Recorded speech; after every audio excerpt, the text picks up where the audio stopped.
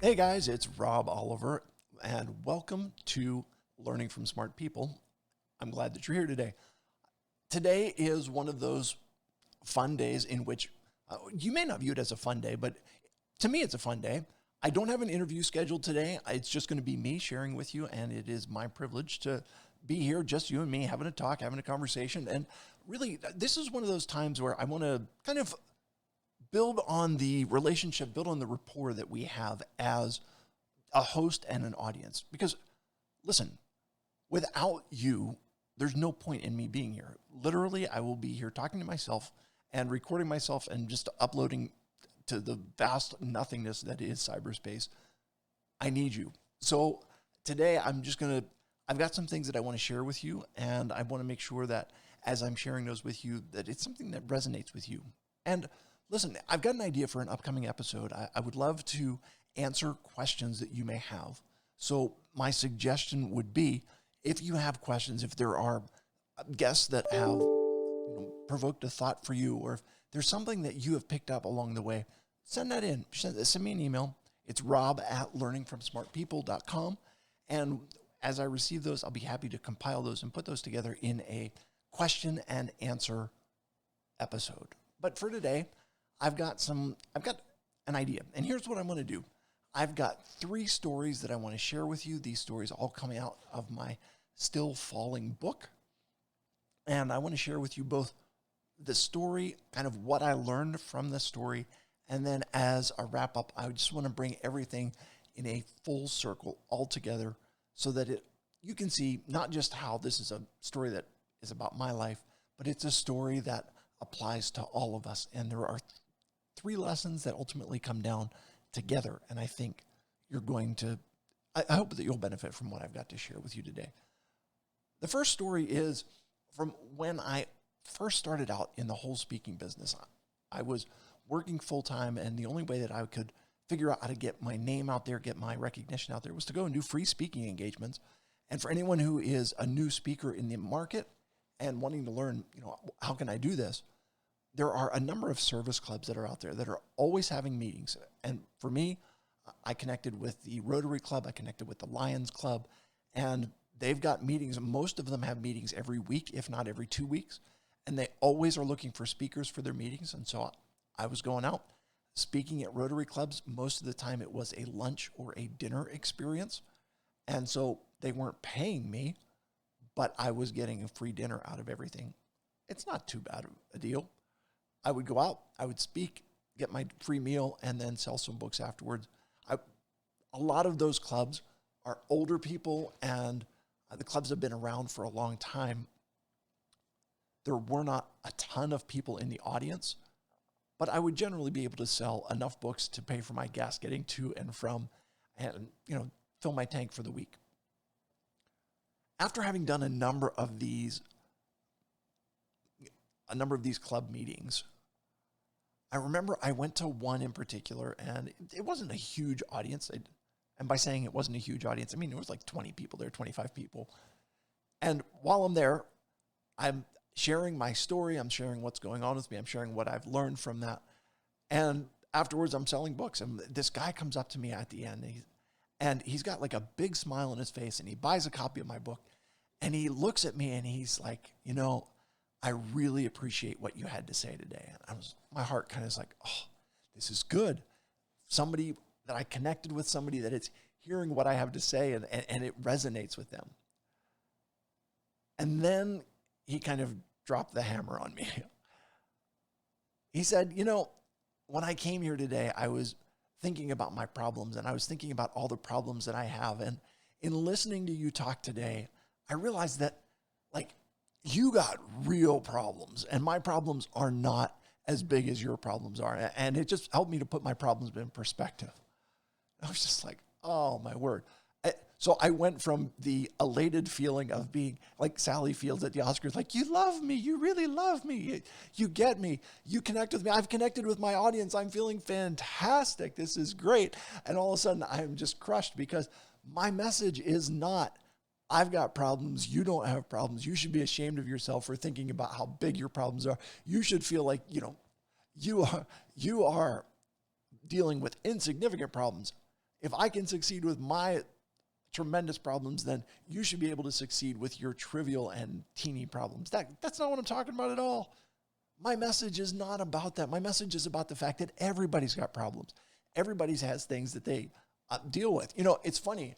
I was listening to Nick Vukovic talk about, he's the guy who was born without any arms and two very small feet. And like, he was talking about the fact that coming from a broken home, coming from a single parent home may be a bigger limitation than being born without limbs.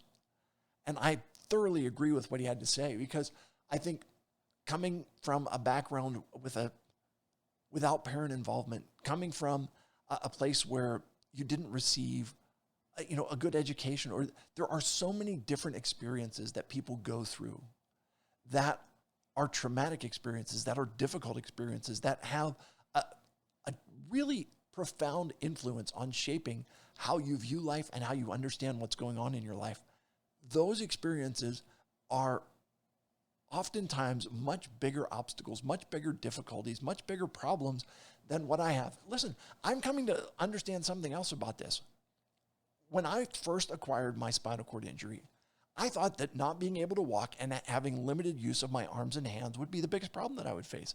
I thought this is going to be the major issue that I'm going to have to deal with for the rest of my life. I went so far as to include a line in my speaking. I said, it's pretty much, I'm at a place where I know that every day is going to be the same. Tomorrow, I'm going to wake up and I'm going to have the same limitations that I have today. I'm still not going to be able to use my legs, and I'm still going to have the same limited use of my arms and hands that I had today and yesterday and the day before that. What I didn't realize was there's a whole lot of peripheral experiences that go with having a spinal cord injury. And I don't want to get into the whole thing to bring anybody down today, but there is urinary tract infections, and there's complications. There's just any number of complications that arise. And so in that, I kind of learned two things. Number one, I learned that when you look at somebody, you don't always see the biggest obstacles and difficulties that they face. But the second part is that it really made me look at what my core message is. What is the message that I am sharing? I don't want the message that I'm sharing to be one that puts other people in a place of guilt, shame, and fear. I don't want to put them in a place where they are feeling like, just how good they have it and how bad I have it. That's not what my message is. I had to completely reevaluate my message, and I had to adapt it so that as I was going forward, my focus wasn't so much on my disability. It wasn't so much on what's been taken away from me, on what I can't do, but it's on the universality of limitations. And in that experience, in that meeting, it helped me to clarify my message, to find out what is my true core element. What do I want to communicate with people? And I think that each of us needs to have that moment in our lives when, as a business, what is the core message of our business? What do we want other people to hear from us? What do we want other people to know about us? What is it that makes us the business that people want to go to? And so in that experience, what I found is my true message. And my encouragement to you in that is you can work through this too. You can find out what is your true core message. It was interesting. I had Dolores Hirschman on a while back, and she was talking about finding the cornerstone concept of your business. That's what I'm talking about. What is it that you do? What is it that makes your business your business? What is it that makes you who you are? And how do you communicate that to others? What is the message that you want them to take away from it? I'll tell you this.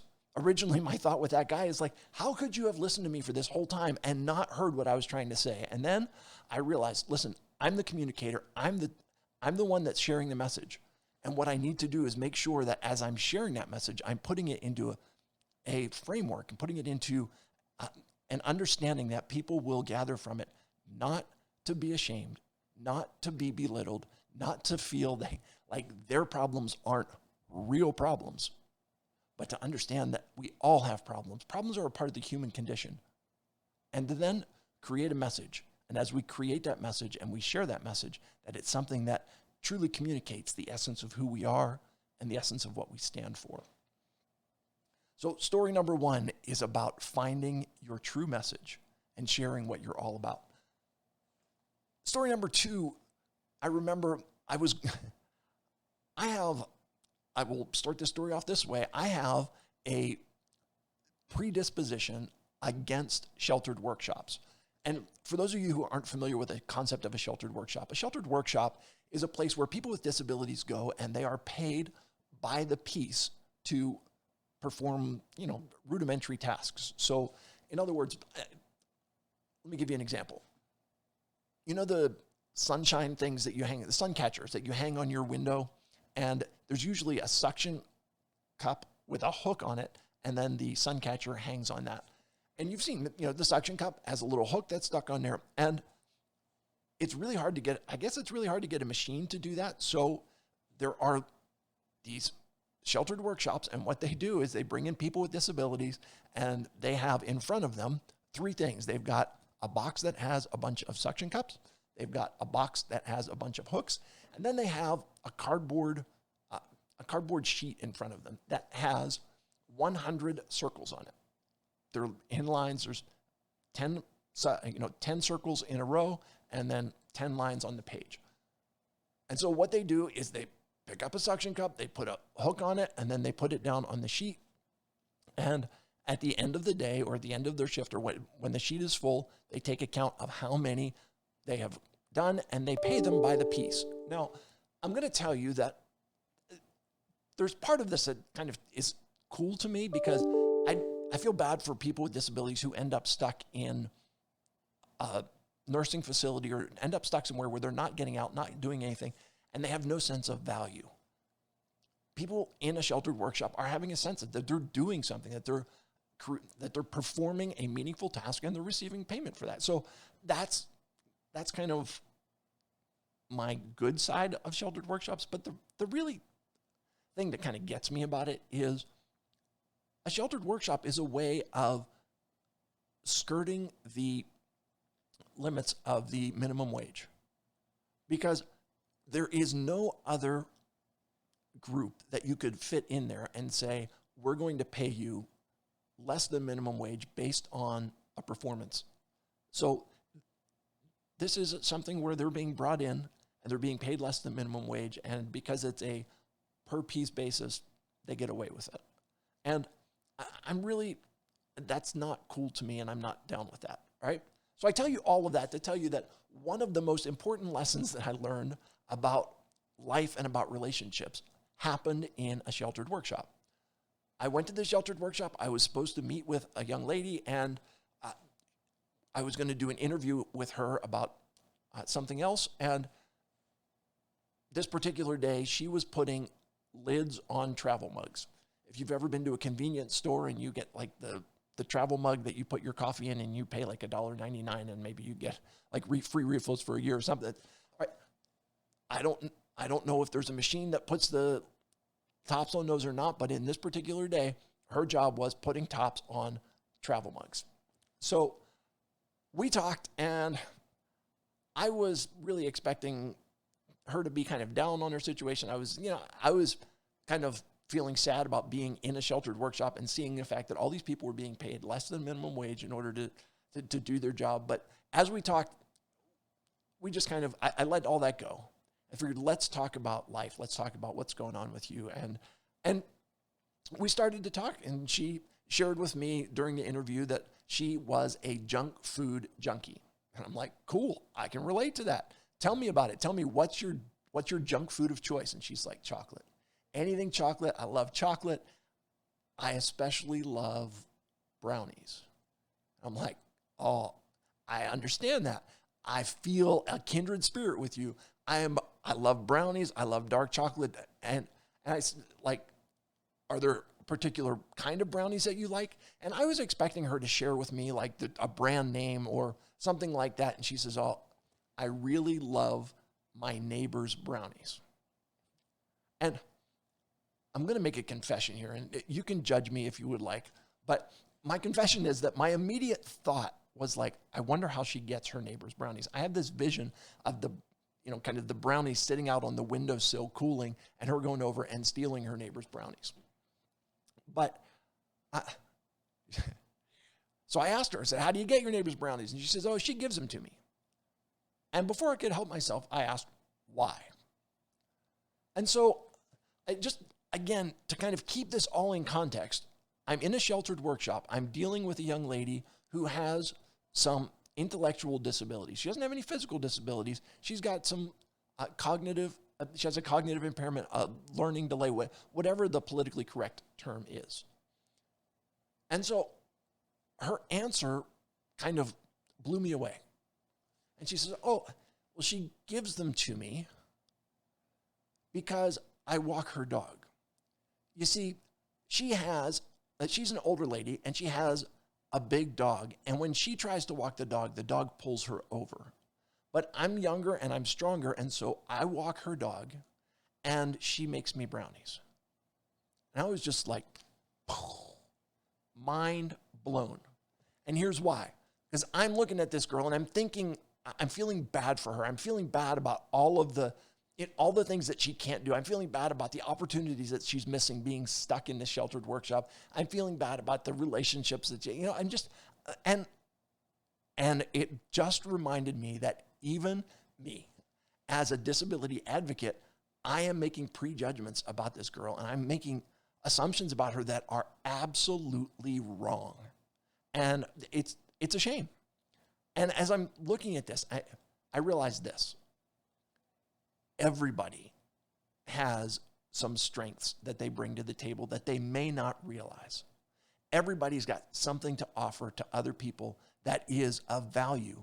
And this young lady, it was walking the dog, and she didn't really think it was anything special. Like, I just walked the dog. And I'm pretty sure that her neighbor didn't think it was anything special to say, I just bake brownies. But when we look for ways in which our abilities are able to serve other people, we begin to form meaningful relationships. And instead of just being takers in relationship, we become reciprocal. They become reciprocal relationships where I'm giving something of value to you. You are giving something of value to me. We are both getting something of value out of this relationship. And as a result of that, we both see the value in the other. We both have an appreciation for what the other person is, what they can do, and what they bring into this relationship. And my takeaway from that was simply this: don't let anyone, including yourself, ever underestimate your value. Because, listen, the premise of this show, right, is learning from smart people. And I can't tell you how many people I've said, like, I'd love to have you on the show. And they're like, I don't know if I'm really a smart person. And they underestimate the value of the knowledge that they have. They're like, well, this is just what I know from my experience. This is just what I've learned in my life. And my life's not anything special, but each of us has a value in the experiences that we've gone through, in the experiences that we've had, in the learning that we have accumulated over the course of our lifetime. We all have value because of what we've gone through and because of what we've learned. We also all have value because of what we can do. Here's a young lady that has some cognitive limitations, but she can walk dogs, okay? I've got some physical limitations, but I can help people with computer issues. I've been helping people with getting their books published and learning how the process of writing a book, of getting it edited, getting it put into the proper formatting, getting it both published as a physical hard copy and getting it published as an ebook. These are things that I've learned how to do. And originally in my mind, it was like, well, that's not a big deal. It's nothing major. This is just what I learned how to do. But I realized, you know what? There are other people that don't know how to do that, other people that haven't gone through that experience. And a lot of the people that I'm working with are expressing such appreciation to me, like, hey, I didn't know how to do this, but you made it easy. Don't ever let anyone, including yourself, underestimate the value of who you are, of what you bring to the table, of what your experiences are, of what you have learned, and of what you can do. And really, if you're ever in one of those places where you're feeling kind of worthless and down and low, look for those opportunities to say, what are the abilities that I have, and what can I do for someone else? And in doing something for someone else, it's going to be something that builds you up. It's going to be something that builds a relationship up, and it's going to be something that helps you move in a positive direction. So story number 2 was all about the fact of don't ever underestimate your own value. The last story is, I don't know how you sleep at night, but I sleep pretty well for about 2/3 of the night. And then sometime in the morning I wake up, but early in the morning, probably 4 o'clock maybe. I don't know. I'm laying in bed. I don't have an alarm clock where I can see it. And it's not a big deal what time I wake up. But when I am sleeping, I'm dreaming. And I remember we had gone on a cruise, and this was probably a month or 2 after we came back from our cruise, and I had the most magnificent dream. I was dreaming that we were on the beach at a little island called Coco Cay, and it was white beach and blue water, and it was kind of like, you ever have those dreams where they are, not only is it like a dream in Technicolor where everything is just so vibrant and so beautiful, but like this was a full-on, all senses dream. I could smell the ocean. I could smell, like, on the cruise they're all about food, right? And so they have kind of like some kind of barbecue thing going on over there where they're grilling different things. And so I'm in my dream. I'm looking at the water. I'm smelling the cooking. I'm smelling the beach. I'm feeling the sun on my skin. It's like, oh, this is magnificent. And in the middle of my dream, everything went black. And what I realized was the reason it went black was because I had just opened my eyes and it was pitch black in my room. And I felt kind of some discomfort somewhere in my chest. And it was because my wife had firmly planted her elbow in my chest and woke me up to say, "You are snoring so loud, you got to stop." I was just like, oh my word. You mean to tell me you pulled me out of the world's greatest dream just to get me to stop snoring? Like, this isn't fair. This isn't right. And I was like, oh, okay. Of course, I didn't say that to her. But it was, it was there, and it was, so I let it go. And then I tried to go back to sleep because I wanted my dream back. And I thought, okay, if I can just close my eyes and get right back into my dream, I will be right where I want to be. And so I closed my eyes, and I tried to will myself back to sleep. I tried everything in my power to get back to sleep, to get that dream back. And it's difficult enough to go to sleep just, on your own. But to try and force yourself to go to sleep is almost impossible. And I laid there for the next, I don't know, it could have been 15 minutes. It could have been 3 hours. But I just wanted to go back to sleep. I wanted my dream back. And I couldn't.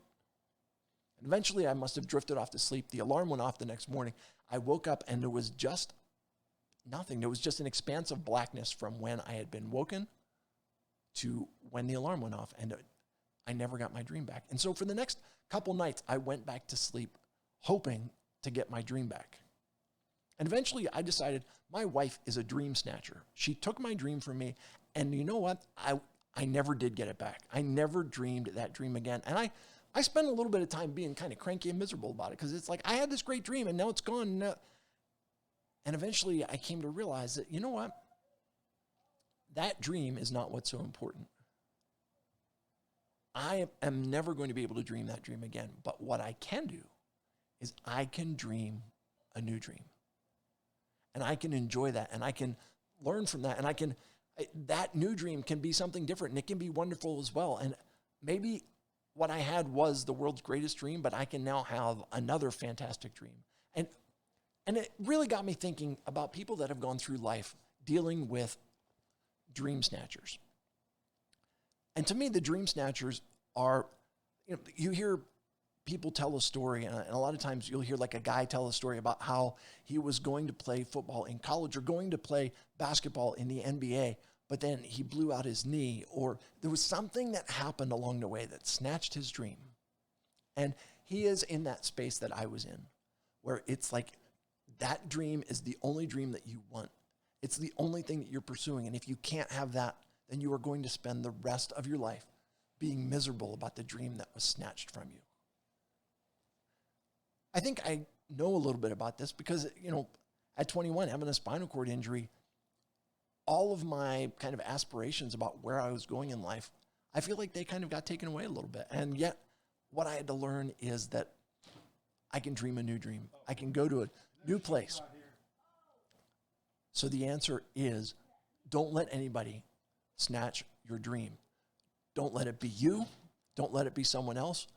Don't ever stop dreaming. Whether it's someone that's trying to wake you up from the dream and say that dream isn't for you, whether it's your own self saying, that dream has been taken away from me. Don't ever let anyone take your dream away. Don't ever stop dreaming. So here's what you've got. There are 3 simple points that I want you to get out of today's podcast. Number 1, you have a message. Find your true message and share that message. Number 2, don't ever underestimate your value. And number 3, don't ever stop dreaming. I appreciate you being with me today. I hope that you've enjoyed this as much as I have.